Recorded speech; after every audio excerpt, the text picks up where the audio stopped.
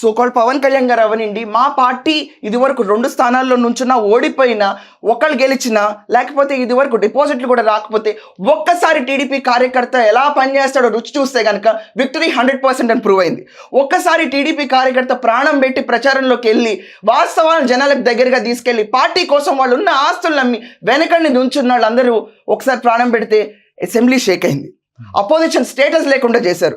ఇది common voter మహిమ ఒక్కటే కానే కాదు, ఓటర్ దగ్గరికి గవర్నమెంట్లో పాలసీస్, అధ్యక్షులు వాళ్ళ పాలసీస్ తీసుకెళ్లి కన్వే చేసి అవి రామంగా వేసవుల్లో సెలవుల్లో లేకుండా పార్టిసిపేట్ చేసి జీతాలు లేవు, ఏమీ లేవండి వీళ్ళకి.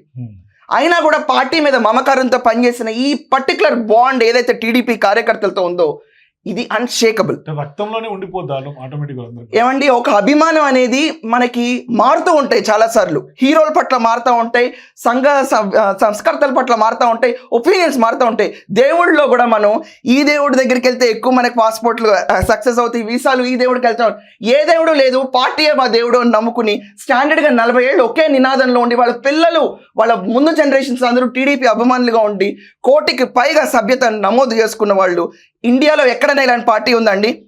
ఈరోజు బీజేపీ సైతం అమరావతి రాజధాని పునర్నిర్మాణం మళ్ళీ మొదలయ్యి బీజేపీ గవర్నమెంట్ తీసుకొచ్చి మోడీని ఏదైతే శంకుస్థాపన చేయబోతున్నారో దీనికి ముందు కొబ్బరికాయ కొట్టాల్సిన టీడీపీ కార్యకర్త ఎవరో కానే కాదు. టీడీపీ కార్యకర్త లేకపోతే భాజపా లేదు, జనసేన లేదు, టీడీపీయే లేదు ఫర్ దట్ మ్యాటర్.